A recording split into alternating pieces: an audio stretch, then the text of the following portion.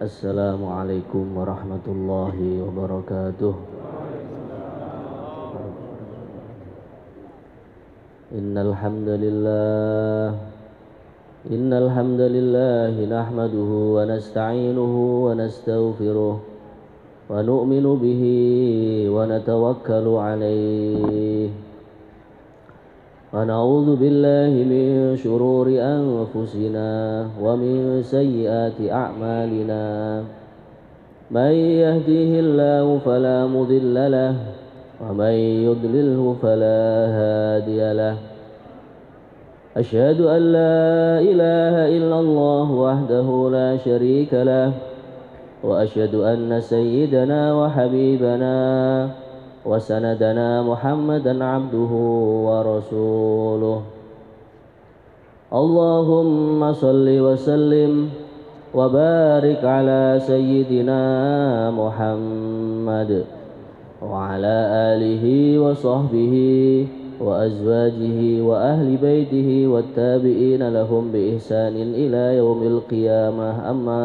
بعد قال الله تعالى في كتابه الكريم شهد الله أنه لا إله إلا هو والملائكة وأولو العلم قائما بالقسط فقال رسول الله صلى الله عليه وسلم من يرد الله به خيرا يفقهه في الدين وقال أيضا فضل العالم على العابد كفضلي على أدناكم وفي رواية كفضل القمر على سائر الكواكب وقال أيضا كن عالما أو متعلما أو محبا ولا تكن رابئا فتهلك أو كما جاء في الحديث.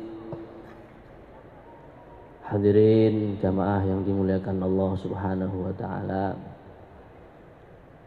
Sesungguhnya nikmat yang agung, nikmat yang besar Allah Subhanahu wa taala masih gunakan kita.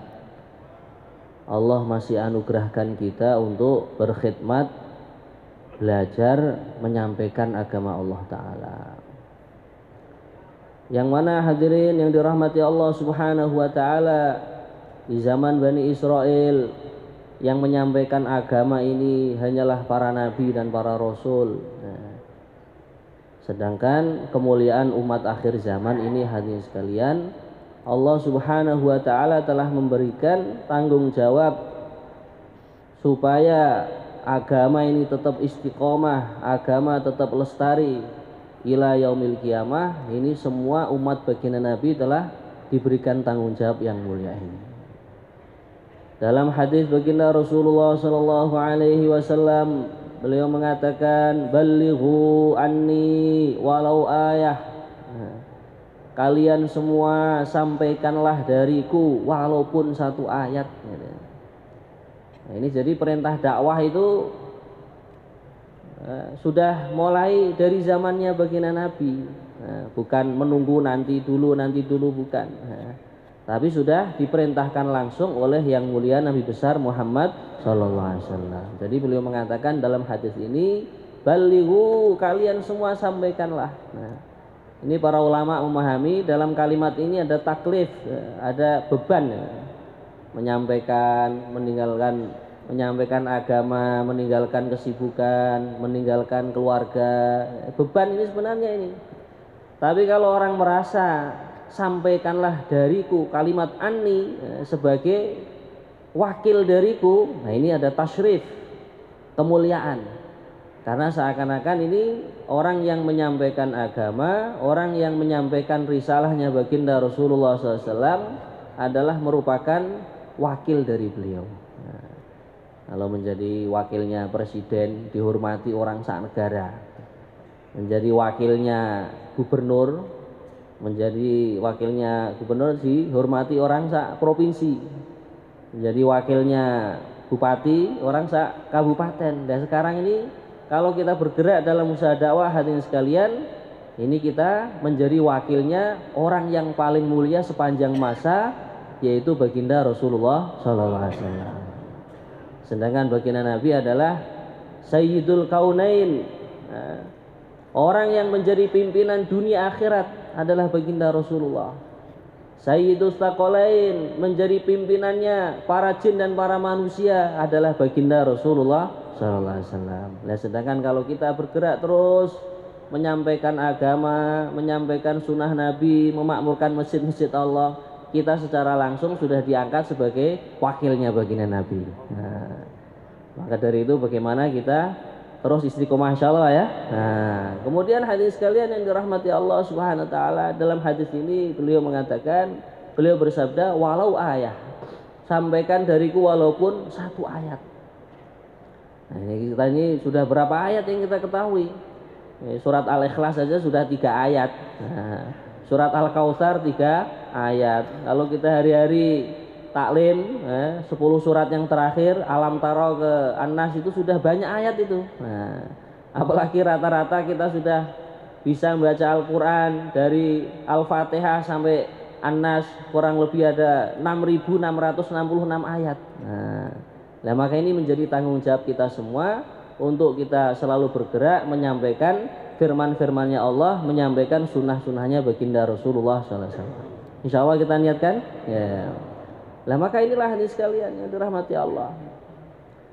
Kemudian hadirin yang dirahmati Allah Ta'ala, kadangkala dalam kita menyampaikan usaha agama ini ya, dibenturkan sana, benturkan sini. Wong orang nggak alim kok menyampaikan agama, mendakwahkan agama. Loh, perintahnya baginda Nabi itu hadis sekalian, sampaikan walaupun satu ayat. Ayatnya saya tahu kalau sholat itu adalah kewajiban dalam Islam, berjamaah adalah sunnahnya baginda Nabi. Nah, kemudian memakmurkan masjidnya Allah juga perintah Allah. Lah ini yang aku tahu ya aku sampaikan. Nah, maka sebagian ulama itu memahami. Nah, jadi yang namanya mengajak dengan mengajar itu beda. Kalau mengajar ya memang tugasnya para ulama, tugasnya para ustadz, tugasnya orang-orang alim, orang-orang yang ahli tafsir, ahli Quran, ahli hadis. Tapi kalau mengajak, ini siapa saja bisa hadirin sekalian.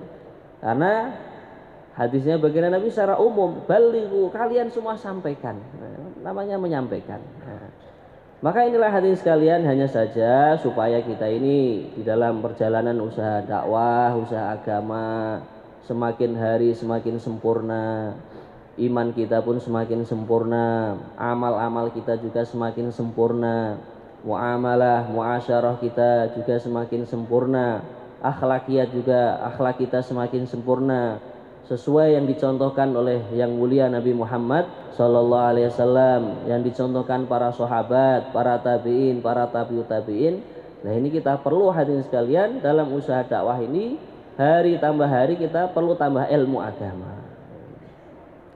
Dalam surat Yusuf Allah Subhanahu wa taala berfirman, "Qul hadhihi sabili ad'u ila Allah ala basiratin ana wa manittaba'ani." Yang artinya, katakanlah wahai Muhammad, ini adalah jalanku, aku mengajak kepada Allah.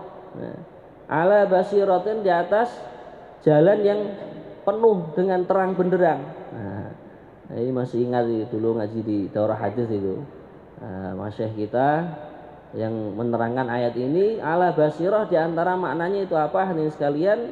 Jadi perkataan kita, perbuatan kita, gerak-gerik kita semuanya itu ada dalil rujukannya. Nah, entah rujukan itu dari Al-Quran, dalil rujukannya dari hadisnya baginda Nabi, atau dari pendapat-pendapatnya alim ulama yang sahih, ulama-ulama yang soleh. Sehingga hadirin sekalian yang dirahmati Allah, dalam perjalanan usaha dakwah kita ini akan semakin lurus, semakin sempurna, jauh dari penyelewengan-penyelewengan agama. Insya Allah kita usahakan Pak ya. Nah, maka inilah hadirin sekalian, maka perlu kita hari tambah hari, mungkin setiap hari tambah satu ayat, satu hadis, satu ilmu, sehingga semakin sempurna yang ada agama yang ada dalam diri kita. Kemudian hadirin yang dirahmati Allah Subhanahu wa taala, lah kita ini tidak akan bisa semakin sempurna untuk mengerjakan agama ini kecuali kalau kita ada usaha mendekatkan diri kepada orang-orang yang tahu ilmu agama. Mereka itulah para alim ulama. Ya. Bahkan hadirin sekalian, di dalam hadis, jangankan kita mendekat kepada alim ulama, para malaikat saja itu loh dalam hadis rela berkhidmat untuk santri-santri yang belum jadi ulama. Nah, dalam kitab Riyadhus Shalihin itu diceritakan, innal malaikata la tadau ajnihataha li talibil ilmi ridwan bima yasna' wa fi riwayah ridwan bima yatlub. Sesungguhnya para malaikat rela sayap-sayapnya dijadikan pijakan kaki, diinjak-injak. Istilahnya kalau ada telundakan itu, para malaikat pun rela sayapnya itu dijadikan alas kakinya para santri yang sedang mencari ilmu agama. Karena apa hadirin sekalian? Karena para santri itu diridhoi para malaikat dengan sebab apa yang dia cari, yaitu ilmu agama. Maka untuk itu hadirin sekalian, hari tambah hari ini kita semakin tua, semakin mendekati persoanan kita kepada Allah Subhanahu wa taala. Maka bagaimana supaya kita ini termasuk mendapatkan banyak syafaat dari orang Islam, terutama mendapatkan syafaat dari para alim ulama, kita yang belajar menyampaikan agama ini, kita usaha lagi dan lagi mendekat kepada alim ulama. Insya Allah ya. Nah, kita keluar 3 hari atau 40 hari atau 4 bulan, termasuk agenda kita dalam musyawarah ketika keluar, setiap hari kita usaha mendatangi ulama-ulama yang kita datangi. Nah, di tempat kita taskil, takmir masjidnya, imam masjidnya, ya, kemudian ada ulama pesantren, ada ulama musannif, pengarang kitab, ada ulama yang menjadi mubaligh, yang dimana-mana diundang untuk mengisi tausiah, mengisi ceramah. Kita jaga hubungan baik dengan beliau-beliau ini. Ya. Ada juga ulama yang ahli torekoh, ahli dzikir, semuanya hadis sekalian. Orang-orang yang Allah Subhanahu wa taala berikan amanah ilmu agama kepada beliau-beliau ini di hati-hati beliau, dan kita selalu mendekat kepada mereka. Ya. Nah, ini salah satu contoh ya.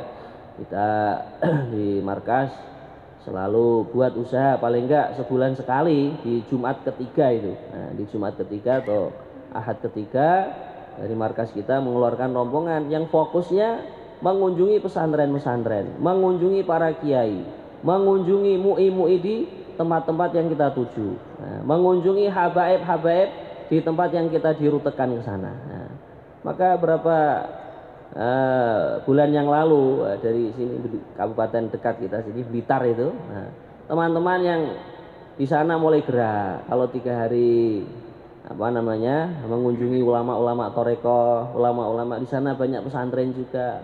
Maka akhirnya hadirin sekalian yang dirahmati Allah, salah satu ulama yang dikunjungi ahbab kita di Blitar itu, nah, beliau menjadi ketua toreko se-Blitar Raya sana. Nah, akhirnya apa? Karena didekati dengan lemah lembut, kita minta doa, kita minta nasihat, membawa hadiah semampunya. Akhirnya suatu saat beliau dan jamaah torekohnya itu dibawa silaturahim ke Temboros ini 110 orang. Allah. 200 mana ya? 210 orang. Nah, pertama datang ke saya itu bilangnya 150, ternyata tambah lagi. Dan semuanya rata-rata pada ngimami masjid, ngimami musola. Akhirnya apa hadirin sekalian, kita yang kewalahan mengirim rute ke sana akhirnya. Allah. Lah maka inilah hadirin. Jadi bila mana Masya Allah usaha-usaha yang kita buat ini selalu mendekat kepada ahlinya, ahli ilmu agama itu alim ulama, akan semakin terbuka. Nah, beberapa pekan yang lalu juga, beberapa bulan yang lalu kita gerak ke Bali. Kita Bali mendatangi ketua MUI-nya, MUI provinsi. Maka beliau sampaikan, kok baru kali ini jamaah tabligh mau sowan ke saya katanya. Lah yang sudah-sudah bagaimana kiai? Biasanya mereka tuh nyelonong aja langsung masuk masjid itunya. Lah kok bisa? Iya dalilnya masjid ini milik Allah. Setiap orang Islam boleh nempati. Allah, la ilaha illallah. ya memang benar Pak. Hakikatnya itu segala sesuatu adalah milik Allah.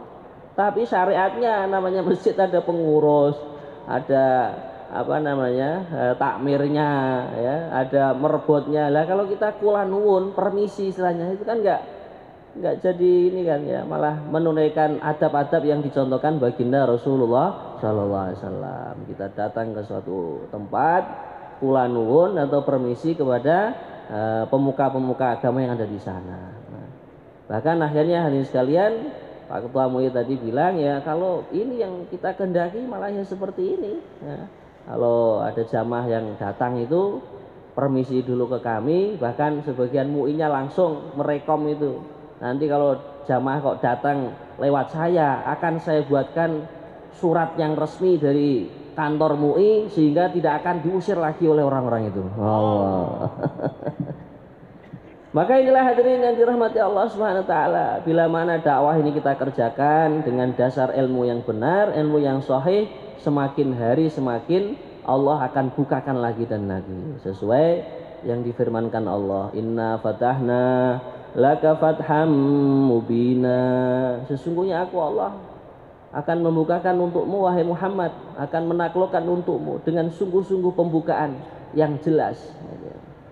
Maka kita harapkan dari setiap ahbab, setiap teman-teman kita, setiap bergerak di rute yang telah dituju, bagaimana kita usahakan silaturahim kepada alim ulama habaib yang ada di daerah kita, insya Allah ya. Nah, hadirin yang dirahmati Allah Subhanahu wa taala, terus kita bergerak terus. Nah, tidak usah menga-mengo, tolah-toleh. Nah, karena kita ini sudah dibimbing orang-orang yang betul-betul Allah sudah tampakkan kebarokahannya. Nah, hadirin yang dirahmati Allah Subhanahu wa taala, berapa hari yang lalu baru pulang dari Kalimantan itu. Nah, kita cerita aja lah ya. Maka hadirin sekalian, ada alumni kita, insya Allah orangnya ada di sini kok ya. Tahun 92 itu di Temboro itu. Padahal alumni ya nggak lama di Temboro, nggak sampai setahun katanya. Nah, dengan adanya gonjang-ganjing keadaan seperti ini, justru malah beliau itu malam hari tiba-tiba dimimpikan ketemu guru kita Syekh Uzairon rahimahullah. Allah. Katanya beliau dalam mimpi, Kang, kalau kamu ingin jumpa aku di akhirat, hidupkan usaha dakwah ini. Allah. Insya Allah siap semua, insya Allah. Allah. Maka hadirin sekalian, maka akhirnya mulai beliau gerak. Kemudian menemui satu alumni dengan alumni yang lain. Akhirnya kesimpulannya kita bikin salah satu pondok cabang kita di sana itu Malam Sabko Zari. Maka ustadz yang mimpin pondok itu juga piye katanya gitu. Nah, gimana ini? Kira-kira benar apa enggak ini? Maka akhirnya apa hadirin sekalian? Malam harinya juga langsung ditemui kiai katanya. Allah. Sudah kamu buat malam markas di sini, kamu buat malam Sabko Zari di sini. Maka akhirnya mantap, terus dibuat amalan musyawarah harian, ada taklim, terima jamaah, ngirim jamaah. Yang kemarin kita alhamdulillah pulang dari sana itu musyawarah se-Kalimantan Selatan itu bisa mengumpulkan kurang lebih 500 orang Pak. Nah, maka inilah hadirin sekalian yang dirahmati Allah Subhanahu wa taala. Karena apa? Karena memang para alim ulama lah yang Allah Subhanahu wa taala bukakan ilmu untuk membuka jalan-jalan menuju ridha Allah. Maka untuk itu hadirin sekalian, termasuk yang dikehendaki oleh masyayikh-masyayikh kita, guru-guru kita, bagaimana tempat-tempat kita yang sudah ada sabko zarinya atau sudah ada halakohnya, ada amalan makominya, amalan mahalahnya, bagaimana diwujudkan pondok pesantren, diwujudkan madrasah. Nah, kita lihat tempat-tempat yang ada santrinya, ini masya Allah semakin sempurna agama itu. Karena apa hadirin yang dimuliakan Allah Ta'ala, bila mana tidak dilanjutkan dengan usaha belajar atas ilmu agama, nah ini berarti arahan masyayikh kita ya belum sempurna. Nah katanya yang kita dengarkan dalam mudzakarah, sesungguhnya kebahagiaan, kejayaan, kesuksesan umat manusia ini dengan mengamalkan agama secara sempurna. Lah bentuk sempurnanya apa hadirin sekalian? Kita lengkapi diri kita masjid kita, mahalah kita, markas kita dengan 4 amalan. Ya ada amal dakwahnya, ya ada amal taklim wa ta'alumnya, ya ada amal zikir ibadahnya, juga ada amalan khidmatnya. Insya Allah kita usahakan. Nah, termasuk mewujudkan amal yang kedua, taklim wa ta'alum, bagaimana seperti yang disarankan oleh masyayikh kita, setiap masjid itu ada maktab. Nah, maktab itu kalau kita itu pesantren, madrasah. Ya dimulai dari anak-anak kita sendiri ngaji TPA. Nah, nanti anak-anaknya ahbab yang lain, nah, mulai dari asar, maghrib, isya, duduk di masjidnya Allah, mempelajari alibakta, mempelajari Al-Quran, mempelajari hadisnya Nabi. Dan ini hadirin sekalian termasuk menjadi jimat, istilah kita itu. Mempelajari Al-Quran itu menjadi jimat. Allah Subhanahu wa taala firmankan, "Inna nahnu nazzalna dzikra wa inna lahu lahafidun." Sesungguhnya aku telah menurunkan az-dzikr Al-Quran dan aku sendiri yang akan menjaganya. Nah, dulu pernah mendengarkan keterangan dari ayat ini. Sebagian masyayikh di Mesir sana, di Al-Azhar itu, walaupun pondok pesantrennya itu besar sekali, muridnya sudah mencapai jutaan, tapi tetap di situ mempelajari alibakta, tetap mempelajari lafaz-lafaznya Al-Quran. Di antara hikmahnya apa? Kata para masyayikh sana, di antara hikmahnya supaya madrasah kita itu dijaga oleh Allah. Orang yang dia ini mempelajari Al-Quran maka orang tersebut akan dijaga oleh Allah. Rumah yang dibuat mempelajari Al-Quran, maka rumah tersebut akan dijaga oleh Allah. Markas yang di situ mempelajari Al-Quran, masjid yang mempelajari Al-Quran, maka akan dijaga oleh Allah. Karena apa? Berkahnya dia menjaga Al-Quran, Allah akan menjaga masjidnya, Allah akan menjaga mahalahnya, Allah akan menjaga halakohnya. Insya Allah lah ya. Nah, maka kita lihat di daerah-daerah yang menjadi sumbernya para alim ulama itu, anak-anak itu rata-rata kalau maghrib, asar, maghrib, isya semuanya duduk di masjid. Yang bapak-bapaknya sibuk makomi, sibuk khususi, sibuk DTI dan lain sebagainya, yang anak-anaknya masih usia belajar, semua mempelajari Al-Quran. Ditambah lagi kalau ada kemampuan hadirin sekalian, subuh dan isyraq, subuh sampai isyraq. Nah, anak-anaknya subuh sholat jamaah di masjid, setelah itu zikir sesuai yang disyariatkan, yang disunahkan, baru setelah itu mempelajari Al-Quran sampai isyraq. Nah, sehingga mahalah kita, makomi kita, malam-malam syarquzari kita semakin sempurna, semakin dijaga oleh Allah Ta'ala. Insya Allah kita niatkan, insya Allah. Nah, hadirin yang dirahmati Allah Subhanahu wa Ta'ala, kemudian di dalam agenda kita mendatangi alim ulama, ini kita ingatkan lagi dan lagi, Masya Allah. Jangan sampai ada niatan untuk mentaskil. Nah, niat naskil aja tidak, apalagi diucapkan dengan kata-kata. Nah, tapi apa hadirin sekalian, kita datang sowan ke alim ulama, niatannya adalah minta nasihat, nah, minta doa. Begitu juga kita minta diakui, nah, sebagai santri beliau, biar nanti di akhirat kelak kalau kita diakui sebagai santrinya, semakin banyak alim ulama, semakin banyak orang-orang soleh yang akan memberikan syafaatnya kepada kita semua. Kita niatkan insya Allah ya. Nah, mudah sekali, mudah. Ditambah lagi kalau kita ada kemampuan, ada kelebihan rizki dari Allah, nah, kita mengunjungi alim ulama, sowan kepada orang-orang soleh dengan membawa hadiah semampunya, semaksimal mungkin. Nah, itu ada itu, amalannya orang-orang soleh dahulu itu diantaranya apa? Senang menghadiahi alim ulama dengan harapan anak-anaknya, putra-putrinya Allah mudahkan untuk menjadi hafid-hafidah, untuk menjadi alim-alimah, menjadi dai-daiyah. Akan dikatakan juga kalau orang itu di hatinya itu sudah nggak ada cinta kepada ulama, itu nanti anak-anaknya sulit jadi orang-orang soleh. Maka dalam hadis yang diriwayatkan Syekh Sa'ad itu di kitab Muntakhab Hadis, baginda Rasulullah SAW beliau bersabda, kun aliman au muta'alliman au muhibban wala takun rabian fatahlak, au kama jaa fil hadis. Jadilah kamu kalau bisa itu menjadi orang alim.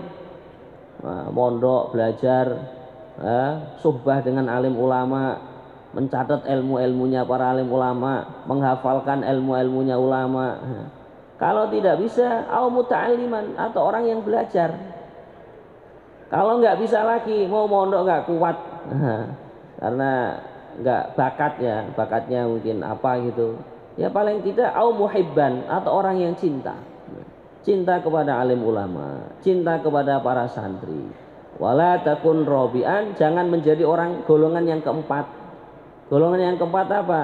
Sudah nggak jadi alim ulama, nggak mau belajar juga, senang juga nggak mau. Nah, maka kata baginda Nabi apa? Fatahlak, kamu akan hancur. Nah, maka kita sering mendengarkan doa guru-guru kita.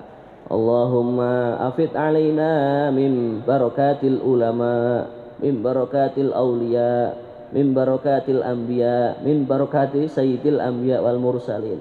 Ya Allah, Engkau loberkan keberkahan alim ulama kepada kami. Engkau loberkan keberkahan aulia, wali-wali Engkau kepada kami. Engkau loberkan keberkahannya para anbiya wal mursalin, para rasul, utusan-utusan Allah kepada kami. Nah, maka inilah hadirin sekalian yang dirahmati Allah Subhanahu wa taala. Kita harapkan bagaimana setiap daerah paling enggak mengagendakan sebulan sekali, mungkin 3 hari atau berapa hari saja, ada agenda mendatangi, mengunjungi, sowan, sungkem kepada alim ulama, orang-orang soleh di daerah kita. Insya Allah kita usahakan Pak ya. Nah, semoga Allah Subhanahu wa taala terima kita dan selalu dikumpulkan dengan guru-guru kita ya. Kurang lebihnya mohon maaf. Assalamualaikum warahmatullahi wabarakatuh.